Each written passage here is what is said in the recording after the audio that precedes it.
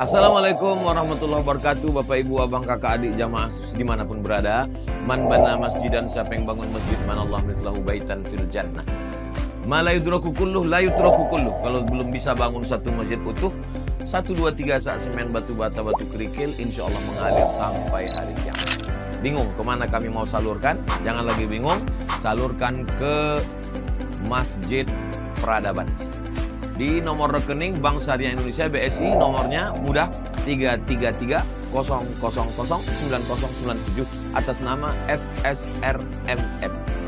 Konfirmasinya ke nomor berikut 0813 7733 9947. Berkah selalu. Wassalamualaikum warahmatullahi wabarakatuh.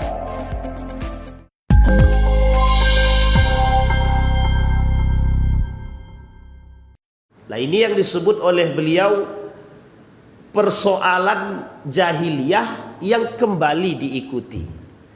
Dalam hadis baginda Nabi Muhammad sallallahu alaihi wasallam, Nabi bilang, "La tattabi'anna sunana man kana qablakum." Kata Nabi, kelak dari umatku akan mengikuti tradisi-tradisi orang-orang jahiliyah terdahulu. Dalam riwayat yang lain dikatakan Yahudi dan Nasrani. Apakah itu Yahudi dan Nasrani? Kata Nabi, kalau bukan mereka siapa lagi? Di dalam riwayat yang lain, apakah itu Persia dan Rom? Kata baginda Nabi, kalau bukan mereka siapa lagi? Jadi dalam dua hadis ini saja kita melihat ada tradisi Yahudi, ada tradisi Nasrani yang oleh Nabi sendiri, yang oleh para ulama juga disebut sebagai tradisi-tradisi jahiliyah. Kenapa begitu? Qabla maji'il Islam, sebelum datangnya Islam. Setelah datangnya Islam, tradisi-tradisi ini tidak lagi dilakukan. Nabi datang memberikan solusi bersama Islam itu sendiri. Nabi datang bersama solusi. Apa solusi yang datang bersama Nabi? Islam itu sendiri. Bisa dipahami Bapak Ibu ya? Jadi solusinya adalah Islam itu sendiri. Jadi kedatangan agama Islam solusi terhadap masalah-masalah jahiliyah yang ada sebelum Islam datang. Nah, itu dia. Jadi kalau sekarang ada masalah jahiliyah, berarti kita sedang lebih jahiliyah daripada masa sebelum datangnya Islam. Islam masuk ke Indonesia, Nusantara, dalam berbagai macam teori. Ada yang mengatakan masuknya Islam tidak secara resmi pada abad ke-7. Ada yang mengatakan pada abad ke-13, pada abad ke-15 dan ke-17.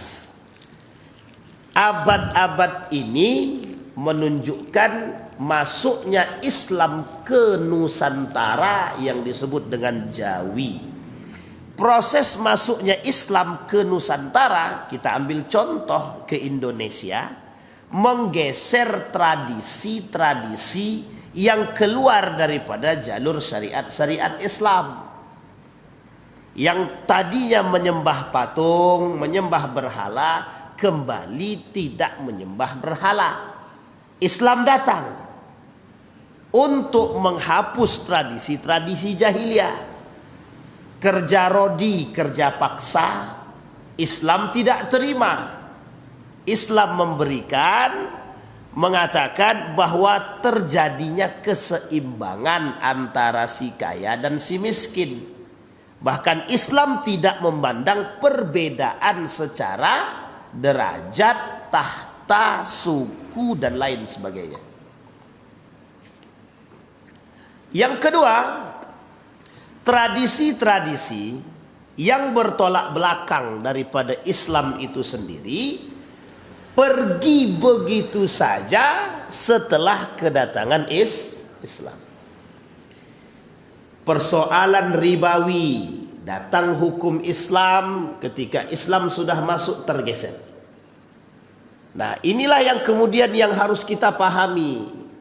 Mengapa mengapa mereka mau mengembalikan tradisi-tradisi jahiliyah seperti ini kembali kepada masa yang modern ini. Bisa dipahami ya? Pertanyaannya adalah mengapa mereka mau mengembalikan tradisi-tradisi jahiliyah ini ke masa-masa modern ini yang Islam sudah sangat pesat untuk kita terima.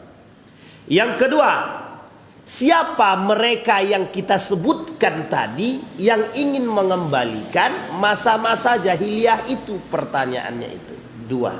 Yang ketiga, apa yang mereka inginkan dari kembalinya masa-masa jahiliyah tersebut? Tiga yang kita bahas. Oke Bapak Ibu ya, yang kita bahas ada tiga. Nah, sekarang kita kembali kepada buku daripada Syekh Abdul Badar, Syekh Abdul Razak Abdul Badar. Kata Allah di dalam Al-Quran, kullu hizbin bima ladaihim farihun. Setiap kelompok di antara kelompok-kelompok tertentu menganggap diri mereka benar ketika berada di tangan mereka. Ini bahasa ayat. Bahasa terjemahannya sudah saya bacakan. Tapi apa maksud daripada ayat tersebut? Setiap kelompok pada masanya sebelum datangnya Islam mengagungkan agama-agama mereka masing-masing. Dan menganggap arah agama-agama mereka tersebut lebih benar, lebih betul daripada agama-agama yang lain. Sehingga mereka terjebak dalam fanatisme agama yang berasal dari kebodohan tanpa ilmu. Baik. Ayat yang kedua, Allah kata begini, syara'a lakum minad dini ma wassa bihi Nuhan walladhi awhayna ilaika wa ma wassayna bihi Ibrahim wa Musa wa Isa an uqimad dina wa la tatafarraqu fihi. Dalam surat Asy-Syura ayat 13. Kata Allah di dalam Al-Quran, telah datang kepada kalian syariat agama yang dulu dibawa oleh Nabi Nuh, yang begitu juga pernah dibawa oleh Ibrahim, Musa, Isa. An uqimat din, yang kami wasiatkan kepada mereka untuk membangun syariat-syariat agama. Kemudian Allah kata dalam ayat terakhirnya, kalimat terakhir dari ayat tersebut, wala tatafarraqu, janganlah kalian berpecah belah. Bisa dipahami Bapak Ibu? Dalam urusan agama. Wa qala Allah Ta'ala dalam ayat yang lain, innal ladzina farraqu dinahum wa kanu syi'an lasta minhum fi syai'. Adapun mereka-mereka sesungguhnya yang memisahkan diri, farraqu dinahum, yang memisahkan agama-agama mereka, wa kanu syi'an, itu adalah kelompok-kelompok, lasta minhum fi syai', dan Anda bukan berada di dalam golongan tersebut. Kenapa demikian Allah katakan? Karena sesungguhnya orang yang memisahkan diri dari kebenaran agama, mereka terjebak dalam kesesatan dan kemusyrikan. Terjebak dalam kesalahan dalam beragama. Nanti kita luruskan maksud ini. Kemudian ayat yang lain Allah kata, wala takunu kalladzina tafarraqu wakhtalafu min ba'di ma ja'ahumul bayyinat.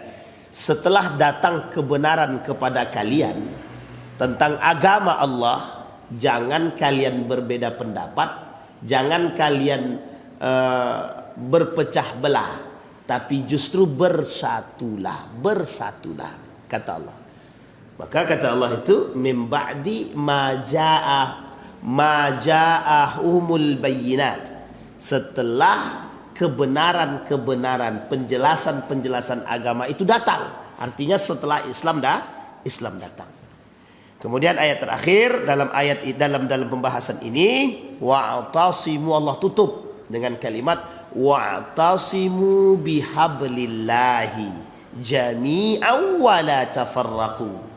Berpegang teguhlah dengan nilai-nilai agama yang benar, janganlah kalian bercerai-berai, janganlah kalian berpecah belah.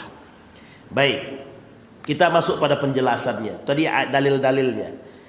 Bapak Ibu sekalian yang berbahagia, di dalam kitab ini ditulis sekian banyak persoalan-persoalan jahiliyah. Nomor 1 yang beliau tulis persoalan jahiliyah itu adalah tentang kesyirikan.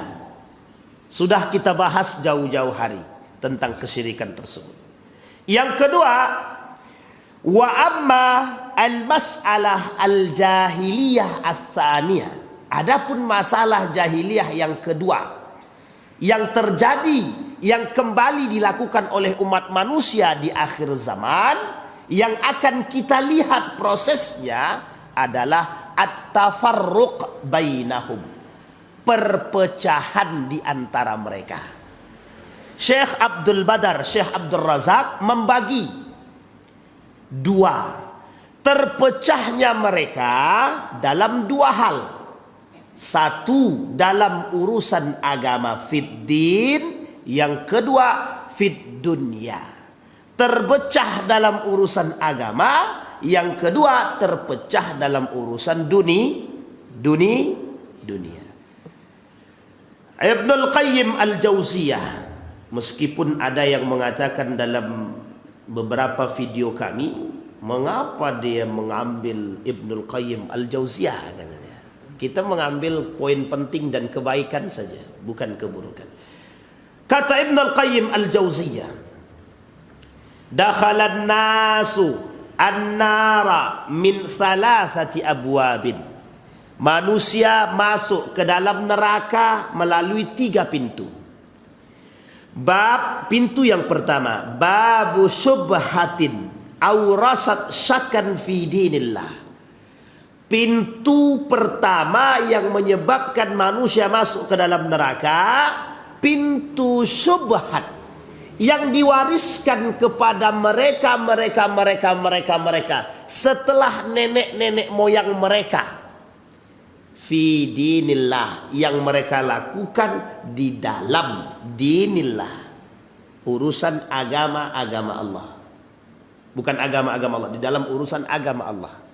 Karena agama Allah cuma satu, tidak dua, tidak tiga. Nanti kita bahas di akhir pembahasan itu. Yang kedua, kata Ibnul Qayyim al-Jauziyah, babu syahwatin awrasat taqdimal hawa ala ta'atihi war mardatihi. Yang kedua, kata Ibnul Qayyim al-Jauziyah, bab syahwat. Bab syahwat. Yang kedua ini, kata Ibnul Qayyim al-Jauziyah, tentang syahwat. Orang yang mempertuhankan syahwat dia. Nah, syahwat ini ada 3. Syahwat ini ada 3. Yang pertama, syahwatud din. Yang kedua, syahwatul mal. Yang ketiga, syahwatul fikri. Yang pertama, syahwatnya agama. Syahwat agama ini masuk dalam kategori al-bid'atu fid din, kebid'ahan dalam beragama. Yang kedua, berlebih-lebihan dalam beragama yang tidak pernah dikaji di dalam agama. Yang kedua, syahwatul mal. Orang-orang yang berlomba-lomba dalam mencari dunia, yang menjadikan dunia sebagai Tuhan mereka. Yang ketiga, syahwatul fikri, yang merusak pola pikir manusia melalui alur pemikiran-pemikiran yang ingin mereka rusak, yang tujuannya adalah i'radun an dinillah, i'radun an dinillah, berpaling dari kebenaran agama Allah. Jadi 3 syahwat tadi itu berbahaya. Kapan-kapan kita rincikan itu 3 syahwat itu. Yang dimaksud 3 syahwat tadi, syahwat terhadap agama itu besar maksudnya. Orang-orang yang memperjualbelikan agama demi syahwat mereka. Yang kedua syahwatul mal, syahwatul amwal, syahwatul dunia. Sama. Mereka yang terjerumus dalam syahwat-syahwat yang memaksa mereka terhadap dunia. Nah, di dalam syahwat yang ketiga itu ada namanya syahwatul fikr. Ada orang-orang yang khusus mengurusi syahwat-syahwat fikiran saja. Maksudnya apa? Dorongan untuk merusak pola pikir, tatanan-tatanan yang normal menjadi tidak normal. Yang menurut mereka tidak normal itu betul, padahal menurut kebenarannya yang normal itulah yang betul. Nah, ada yang terakhir syahwat terakhir itu syahwat yang terakhir itu namanya syahwat kelamin, syahwatul farj. Kalau bahasa di sini disebut dengan persoalan syahwatnya orang-orang yang suka melakukan perbuatan zina dan lain sebagainya. Yang ketiga, bab ghadabin, yang membuat mereka masuk ke dalam neraka yang ketiga adalah kemurkaan Allah karena mereka jauh daripada Allah atau tidak taat kepada Allah. Aurathal udwana ala khalqihi, yang diwariskan kepada mereka yang mereka memusuhi Allah sehingga Allah murka terhadap mereka dan Allah masukkan mereka ke dalam neraka. Sampai di sini bisa dipahami Bapak Ibu, nanti baru kita rincikan poin-poin tadi. Nah, apa maksud daripada perkataan Ibnul Qayyim Al-Jauziyah? Kata Ibnul Qayyim Al-Jauziyah, manusia terjebak dalam neraka. Masuk ke dalam neraka disebabkan 3 pintu tersebut. Dan setiap 3 pintu itu mengantarkan mereka dengan mudah masuk ke dalam neraka. Dan posisi neraka-neraka yang mereka tumpati itu tidak main-main. Ada yang neraka jahanam dan neraka-neraka yang lain. Sehingga orang-orang yang terjebak dalam neraka-neraka tersebut, mereka sebenarnya terjebak dalam kemusyrikan, terjebak dalam kekufuran, terjebak dalam kemunafikan. Kalau kafir kita sudah paham Pak. Tapi 3 hal ini yang harus dihindari oleh umat muslim hari ini. Yang harus dihindari oleh umat muslim hari ini. Bukan yang dulu. Yang dulu sudah pada mati Pak. Yang hidup, umat muslim yang hidup hari ini harus berfikir menjauhkan diri daripada 3 hal. 1, kemusyrikan. Yang kedua, kekufuran. Yang ketiga, kemunafikan. 3 ini nerakanya, mereka bertiga ini tempat nerakanya jahanam. Bisa dipahami Bapak Ibu? Kira-kira masih mau masuk atau mau masuk surga? Oh, itu mesti pilihan, tidak ada pilihan itu selain dari pilihan terbaik, kan begitu. Baik, sekarang kita masuk pada poin tadi. Nah, apa maksud jahiliyah yang dilakukan oleh manusia sekarang? Poin pertama, kata para ulama, kata Syekh Abdul Razak, yang pertama itu adalah persoalan kesyirikan. Yang kedua persoalannya adalah terpecah belahnya umat manusia. Salah satu karakteristik orang jahiliyah pada masa itu selalu berpecah belah. Tetapi terpecah belahnya mereka dalam 2 hal. Satu dalam urusan agama, yang kedua dalam urusan dunia. Sekarang kita bahas dalam urusan agama. Fakana ahlul jahiliyah mutafarriqin. Karena orang-orang jahiliyah pada saat itu, sesungguhnya orang-orang jahiliyah pada masa dahulu sebelum Islam datang, mereka terpecah belah, berpecah belah. Mengapa? Li'annahu laisa hunaka yajma'uhum. Karena pada saat itu tidak ada sesuatu yang menggabungkan mereka. Karena agama yang mereka pegang memberikan masukan kepada mereka, mendoktrin mereka untuk berpegang pada agama yang benar menurut paham mereka. yang pada hakikatnya keluar daripada kebenaran agama yang kita tinjau dalam Islam. Bapak Ibu, sebelum Islam datang, itu agamanya apa? Kita ambil risalah kenabian ulul azmi. Ada berapa ulul azmi itu? Khamsah, ada 5. Siapa saja nabi-nabi ulul azmi selain daripada baginda Nabi Muhammad sallallahu alaihi wasallam? Siapa-siapa saja Bapak Ibu? Satu saja, Musa alaihissalam. Selain daripada Musa siapa? Ibrahim alaihissalam. Termasuk Nabi Isa alaihissalam. Bapak Ibu sekalian yang berbahagia, yang ingin kita katakan, sebelum datangnya Nabi Muhammad, 4 nabi ini, pemegang ulul azmi yang lain, mereka semua beragamakan satu saja, Islam. Tidak ada agama lain. Nabi Isa bukan Nasrani, Nabi Musa juga, Nabi Ibrahim juga. Semua mereka ini agamanya Islam, tidak agama yang lain. Bukan agama Nasrani, bukan Yahudi, bukan Majusi, tapi agama mereka Islam. Hanya saja kitab yang diturunkan kepada mereka mutafarriqah. Buku yang diturunkan, kitab-kitab yang diturunkan kepada mereka berbeda-beda.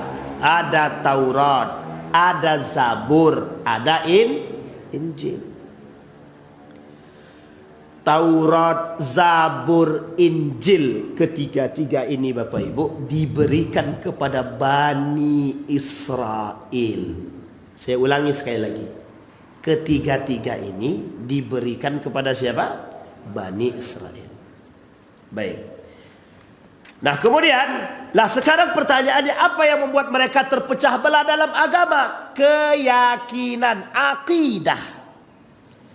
Majusi misalkan, mereka berkata bahwa api yang 1000 tahun itu tidak akan pernah padam. Namanya Zoroaster, Majusi Persia pada saat itu. Jadi Persia itu agamanya Majusi. Makanya kemarin kita bahas di sini, di dalam Al-Quran itu ada setidaknya 3 hal. Ada orang kafir, ada orang musyrik, ada orang muslim. Orang kafir itu Yahudi Nasrani. Kemudian ada orang muslim, kita ini muslim. Maka ada yang ketiga namanya musyrikun. Nah musyrik ini selain daripada Yahudi, orang kafir dan Nasrani, selain daripada muslim, orang Islam. Bahkan musyrikun ini tidak hanya ada di luar Islam, tapi musyrikun bisa ada di dalam muslim. Karena derajatnya muslim, bukan mukmin. Karena orang muslim masih banyak yang terjebak dalam kemusyrikan. Siapa contohnya? Penyembah kursi, penyembah duit, penyembah wanita, penyembah tahta, sekalipun mereka muslim, tapi mereka musyrik. Makanya para orang-orang yang mempertuhankan duit itu sebenarnya musyrik dia. Cuman dia tak sadar kalau dia sedang musyrik, itu aja. Orang-orang yang mempertuhankan kursi panas itu sama, yang mempertuhankan ya, yang tak mempertuhankan terserahlah. Tapi yang jelas mereka yang mempertuhankan kekuasaan, jabatan, yang mempertuhankan. Mereka berkelahi demi jabatan, mereka berkelahi demi urusan dunia. Itu urusan dunia, nanti kita masuk pada poin itu. Tapi yang lebih parah daripada itu, kata Syekh Abdul Razak tadi, orang yang berpecah belah dengan urusan agama. Banyak Pak poin keagamaan ini yang menyebabkan mereka, terkhusus pada persoalan akidah.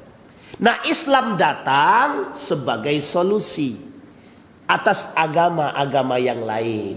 Apa maksudnya? Agama Islam menyatukan semua mereka. Maka kata beliau, ata al-ijma', datang kepada mereka yang mengumpulkan mereka dan menyatukan mereka. Nah Islam artinya salam damai, salam bersatu, salam selamat. Islam itu selamat Pak, selamat. Islam itu damai-damai. Islam itu apa? Semua Pak. Islam itu menyatukan. Baginda Nabi di Madinah menyatukan sekian banyak kelompok. Yahudi, Nasrani, Muhajirin, Ansor, dan semua kaum-kaum yang ada di dalam Madinah, Yasrib ketika itu disatukan oleh Nabi. Uniknya, sebelum terjadi perpindahan kiblat, semua mereka ini sudah masuk Islam. Setelah terjadi perpindahan kiblat, baru pada murtad itu. Yang murtad pun hanya Yahudi dan Nasrani. Sisanya nggak murtad. Tapi uniknya di dalam itu juga ada manusia munafik dan musyrik itu. Nah, tapi disatukan. Islam datang menyatukan. Maka kata Syekh Abdul Badar, menyatukan. Tahsabuhum jami'an wa qulubuhum syatta. Dalam surat Al-Hasr ayat 14 itu. Akidah. Orang-orang ketika itu menyembah yang tidak patut untuk disembah. Menyembah pohon, menyembah matahari, menyembah sapi. Menyembah sapi itu binatang. Dan binatang-binatang lain yang dipertuhankan dihapus semua dengan setelah Islam datang. Dihancurkan semua. Patung hancur, binatang disampaikan, budak tidak ada, tradisi hilang. Disatukan dengan kedatangan Islam. Siapa yang patut disembah? Allah Subhanahu wa ta'ala.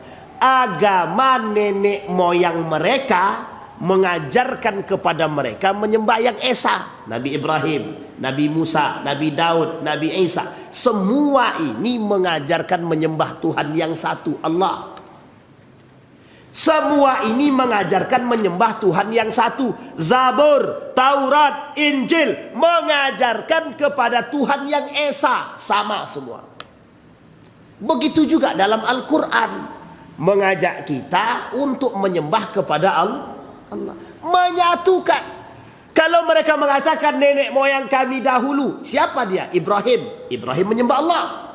Musa menyembah Allah. Adam sekalipun menyembah Allah. Idris sekalipun menyembah Allah. Di sini paham Bapak Ibu ya? Maka Islam datang menyatukan kelompok-kelompok ini. Salah satu contoh yang disampaikan oleh Syekh Abdul Razak itu adalah ada kabilah Aus dan Khazraj. Kelompok Aus dan Khazraj ini selalu bertikai dalam urusan agama dan dunia. Selalu berperang. Sebenarnya kebaliknya bagaimana?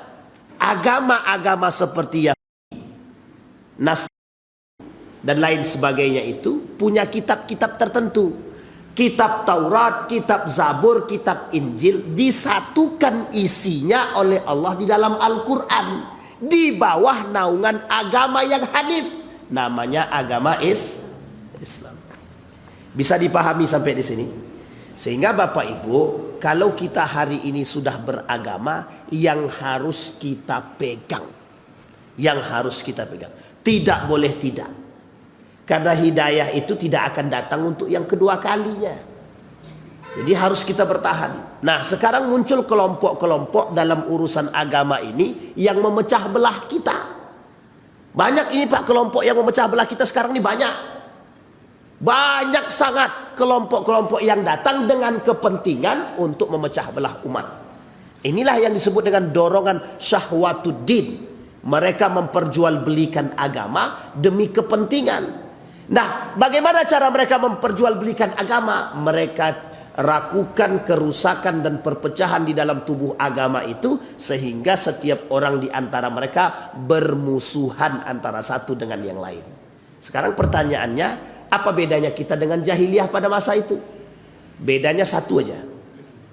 Dulu jahiliyah, Islam belum datang. Sekarang Islam datang, justru datang mereka yang tadi kita sampaikan di awal, mereka yang mengajak kita untuk kembali kepada perpecahan itu sendiri. Jadi kita ini yang diajak, kita ini sedang diajak menuju jahiliyah. Lihatlah Bapak Ibu kondisi kita sekarang nih. Sangat-sangat persis seperti jahiliyah pada masanya. Cuma waktu itu Islam belum datang. Sekarang pelakunya Muslim. Oke, kita sampaikan itu. Dalam TikTok saya itu ada masalah koruptor dari Muslim. Sampai 1 juta ya yang nonton itu.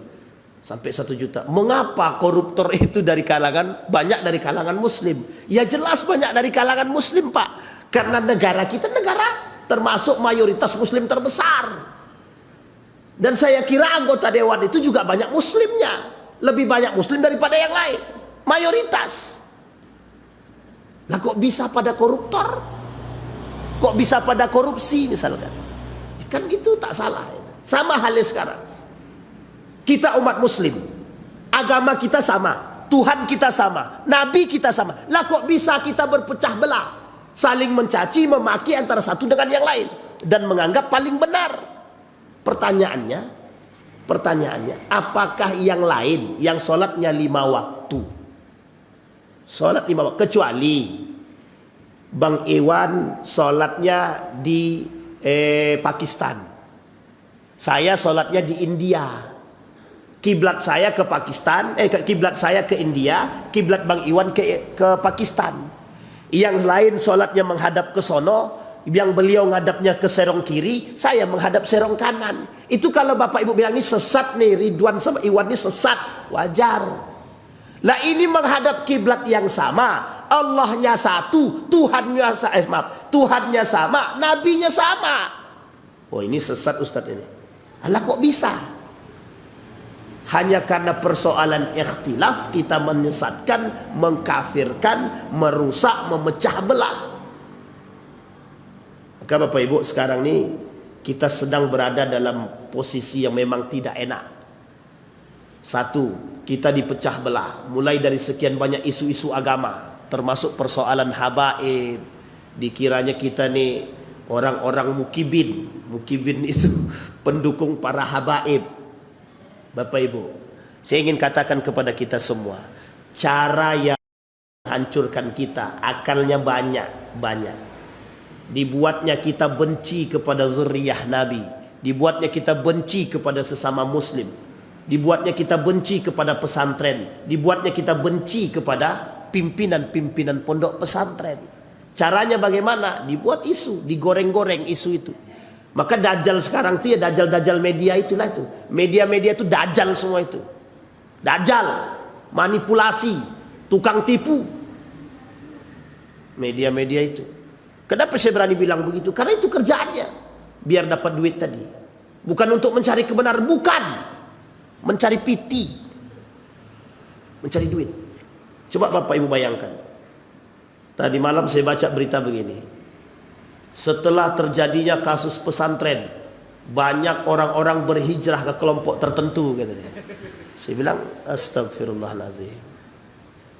Mereka tulis di situ, feodalisme pesantren.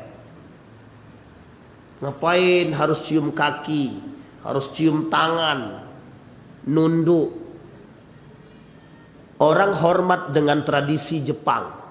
Anak-anak di Jepang itu Pak, sekolah-sekolah di Jepang itu, kalau guru mereka, ini mereka sedang jalan ya Pak, sedang jalan nih, gurunya jalan.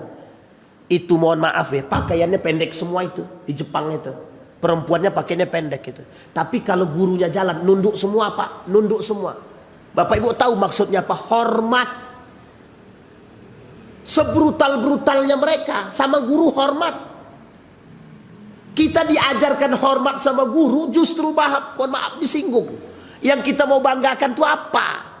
Jadi anak-anak yang mencaci maki guru, memukul guru, membunuh guru, menyenggol guru, itu kita apresiasi. Jadi anak-anak yang hormat sama gurunya, sama pimpinannya, yang cium tangan gurunya, feodal, PKI, penjajah, yang seperti ini penjajah, PKI Pak, perusak. Jadi kita ini diajak untuk menormalisasikan sesuatu perbuatan yang tercela. Kan ramai itu kasusnya itu Pak, pondok pesantren dihujat, gara-gara pondok pesantren yang ada di Banten itu hancur. Yang umurnya lebih lama daripada Indonesia ini, sebelum merdeka sudah ada Pak. Pesantren-pesantren di Indonesia ini ada yang berumur, yang itu ada 1700. Sudah merdeka belum Indonesia ini? Belum ada Indonesia pesantren itu sudah ada. Yang di Banten itu Pak, umurnya udah tua Pak, belum merdeka Indonesia lagi Pak. Yang mereka harusnya buka kacamata itu, para kaum-kaum munafik ini, kalaulah kita tidak boleh berandai-andai sebenarnya, tapi saya ingin katakan, para santri itu taruhannya nyawa. Nyawa yang mereka taruhkan hanya untuk kemerdekaan Republik Indonesia. Kiai Haji Hashim Asy'ari penulis kitab ini yang mengeluarkan resolusi jihad fatwa itu santri. Jadi jangan Anda berhutang kepada santri. Wahai para munafik, Anda berhutang. Hidup Anda sekarang itu berhutang kepada santri. Jadi jangan macam-macam. Anda seolah-olah menjelek-jelekkan pesantren. Nah, begitu Pak. Yang sekarang tujuannya apa? Memecah belah kita. Biar kita benci dengan pesantren. Ketika kita benci dengan pesantren, kita tidak memasukkan anak-anak kita ke pesantren. Kalau sudah anak-anak kita sudah tidak di pesantren, toh nanti sekolahnya di luar. Mohon maaf. Sanggup Bapak Ibu mengkontrol anak Bapak Ibu sekarang? Kita ambil contoh. Yang sekolah lagi viral itu. Yang satu sekolah tidak mau sekolah gara-gara gurunya menempeleng siswanya gara-gara merokok. Saya tanya, mau sekolah Bapak Ibu anak Ibu seperti itu? Mau anak Bapak Ibu seperti itu? Kalau sempat ada di Riau seperti itu dan gubernurnya dan wali kotanya tidak ngambil tindakan, itu yang salah siapa? Coba bayangkan. Tapi kan Ustaz, tidak semuanya benar yang dilakukan oleh di pondok pesantren itu. Yang salah diperbaiki. Yang benar jangan dirusak. Ini cara mereka memecah belah kita begitu Pak. Cara mereka. Dan itu sebenarnya tradisi jahiliyah. Orang-orang yang tidak suka dengan kita. Dan itu sudah dikatakan. Cara mereka menghancurkan kita melalui begitu memang. Makanya saya katakan, umat muslim hari ini, mbok yondok kok nggak sadar-sadar gitu loh. Sudah jelas kita sedang dihancur leburkan. Ada kelompok yang membenturkan kita dengan habaib. Kelompok yang membenturkan kita dengan ABCD. Membenturkan kita dengan pimpinan pesantren. Anda maunya apa? Anda mau kami membenci mereka. Itulah yang dilakukan oleh dahulu Pak Amin. Yang mereka sematkan kepada pesantren teroris.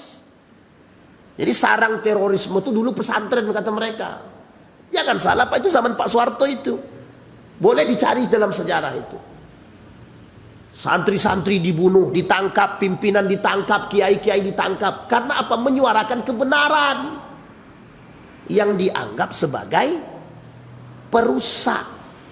Maka ini yang mereka sebut feodalisme. Ini yang mereka sebut dengan feodal. Jadi pesantren-pesantren dianggap feodal. Karena melakukan kebenaran. Karena berbuat baik. Karena mendidik. Karena menciptakan akhlak yang mulia. Dianggap feodal. Gurunya kaya, santrinya miskin. Mobil gurunya Alphard, santrinya ada yang tidak makan. Wah, dibuat berita begitu. Sebenarnya kita tidak pengen ngerespon. Kenapa? Karena yang ngomong tuh mesti bukan dari santri, gitu aja. Bukan dari santri. Cuma mbok yo sakit kepala kita melihat beritanya itu terus. Dan uniknya itu berapa itu? Trans 7. Lah kok bisa? Begitu. Kok sampai membuat berita yang seperti itu? Lah pertanyaannya adalah kebaikan pesantren selama ini dipandang apa? Dipandang apa?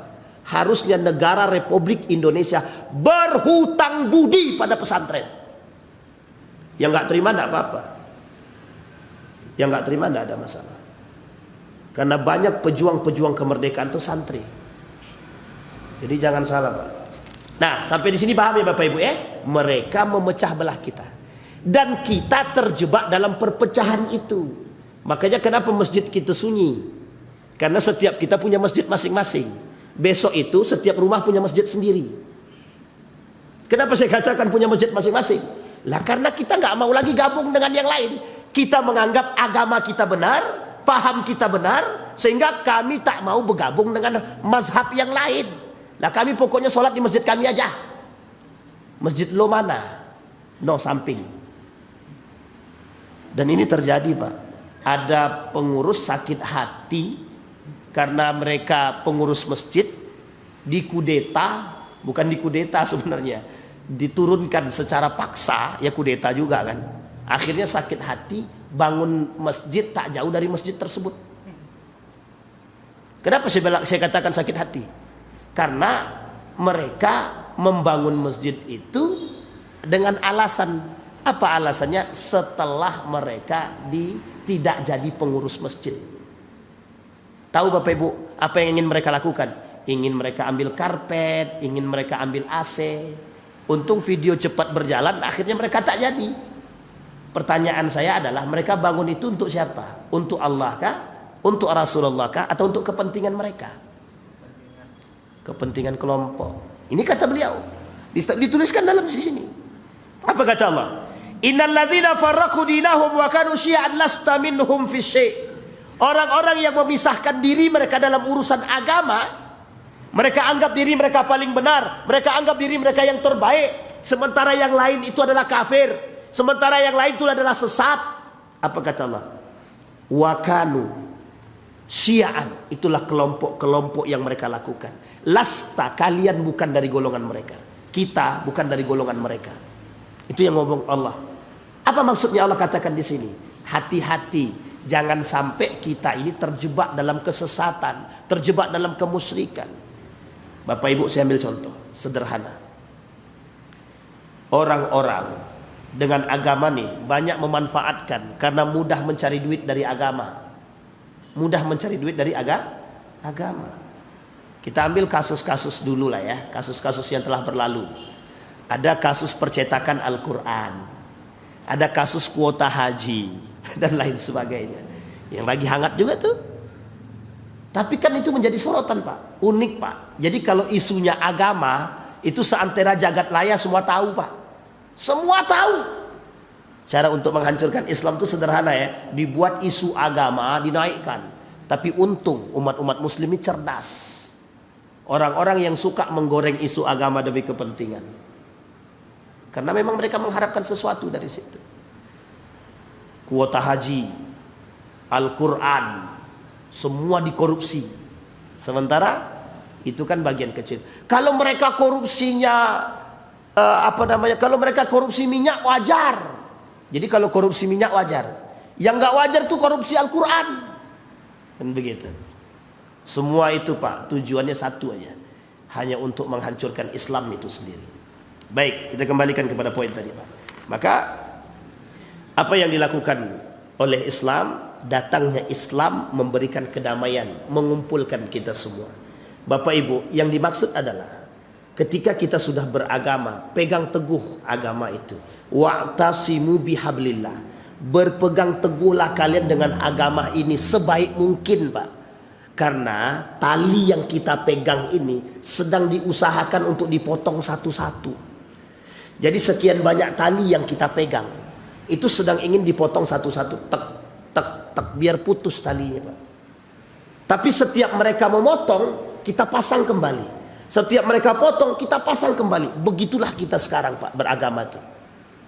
Seolah-olah kita sedang berjuang mempertaruhkan agama kita. Kita bertaruh memperjuangkan nilai-nilai agama kita di tengah orang-orang yang ingin merusak agama kita. Kenapa? Karena kita tidak pengen kembali kepada jahiliyah. Mereka pengen kita kembali ke jahiliyah dalam bentuk perpecahan. Kita yang mempertahankan perpecahan tersebut. Maaf, kita yang mempertahankan nilai-nilai tersebut agar kita tidak terpecah belah. Baik Bapak Ibu, itu solusi. Nah yang kedua, mereka berpecah belah dalam urusan dunia. Nah, yang saya maksud dalam dunia ini adalah syahwatul mal. Dorongan syahwat untuk mencintai dunia dan mempertuhankan dunia. Inti poinnya disebutkan oleh beliau di sini adalah memunculkan satu hukum yang disebut oleh beliau syar'ul ghabi. Tahu syar'ul ghabi? Syariatul ghabi. Tahu syariatul ghabi? Hukum rimba. Jadi begini Bapak Ibu. Urusan dunia ini, syahwat dunia ini mengantarkan manusia kepada hukum rimba. Yang punya harta bisa berkuasa, yang punya kuasa bisa punya harta. Saya ulangi sekali lagi. Yang punya harta bisa berkuasa, yang punya kuasa bisa punya harta. Paham maksudnya, Pak?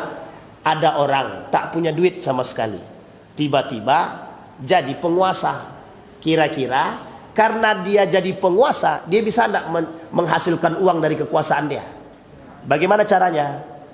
Tekan bawahan. Kalau kau tak mau bayar sama aku, rusak, pindahkan, geser, non job. Itu contoh misalnya ya. Datang duit 10 juta, 20, 30, punya duit dia. Sekarang kita kembalikan, orang yang punya harta bisa tidak dia berkuasa? Bisa. Dia bisa beli hukum, dia bisa beli apapun, dia bisa melakukan apapun. Inilah contoh para orang-orang yang berkuasa mencari harta tanpa iman, orang yang punya harta ingin berkuasa tanpa iman. Dan apa yang akan mereka lakukan? Mereka seperti hayawanul muftarish. Mereka seperti binatang-binatang buas yang ingin memangsa siapapun yang akan mereka mangsa. Bahasa lainnya adalah, kata Nabi dalam hadisnya, al-qawiyyu ya'kulud dha'if. Orang yang kuat akan memakan yang lemah. Nah, di akhir zaman, kata Nabi, akan kembali masa itu. Pada jahiliyah dulu, Pak, orang kaya selalu merendahkan orang miskin.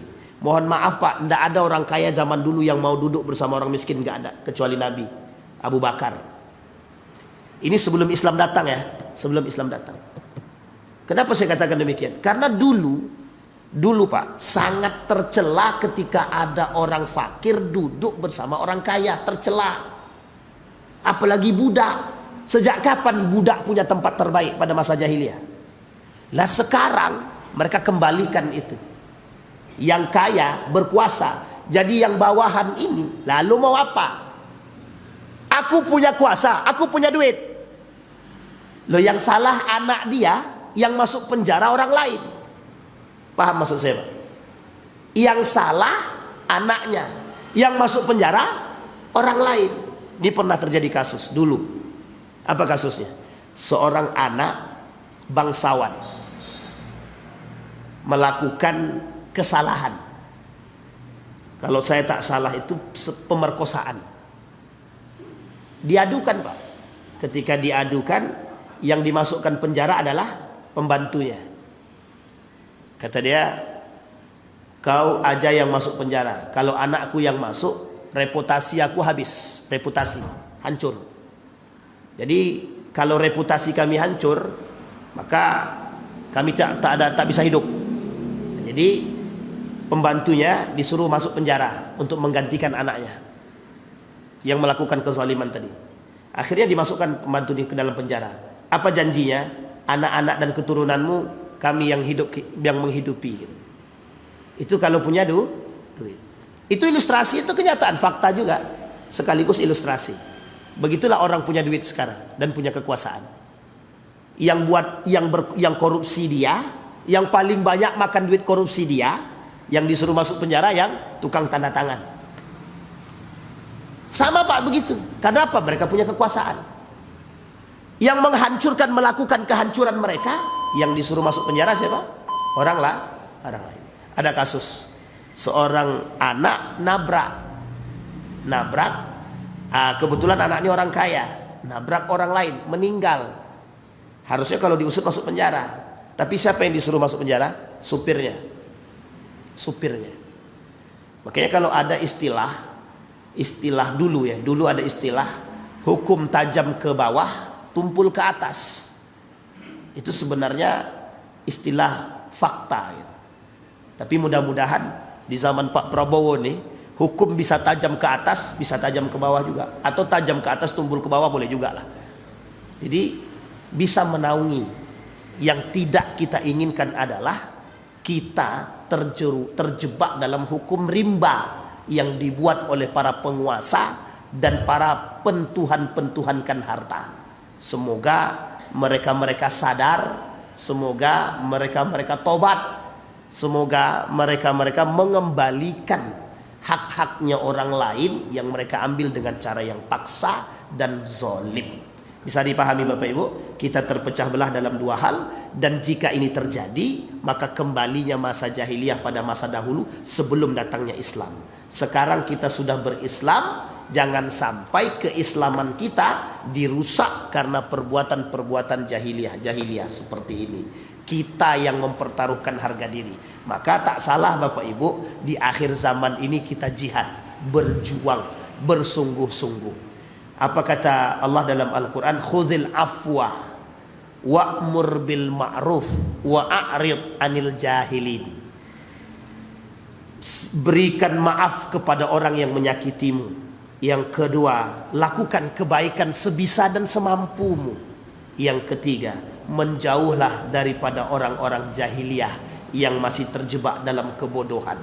Biar kita selamat dan kokoh dalam mempertahankan nilai-nilai agama. Fa'tabiru ya ulil absar la'allakum tuflihun. Kita berdoa kepada Allah. A'udzubillahi minasyaitonir rajim. Bismillahirrahmanirrahim. Hamdas syakirin, hamdan naimin, hamdan yuafi ni'amahu wa yukafi'u mazidah. Ya Rabbana lakal hamdu kama yanbaghi li jalali wajhikal karim wa 'azimi sultanik. Allahumma salli ala Muhammad wa ala ali Muhammad. Allahumma salli wa sallim wa barik alaih. Allahumma anfa'na bima 'allamtana wa rzuqna uluman tanfa'una fid din wad dunya wal akhirah. Allahumma ighfir lahum warhamhum wa'afihim wa'fu anhum wa akrim nuzulahum wa wasi' madkhalahum waj'al al-jannata mathwahum.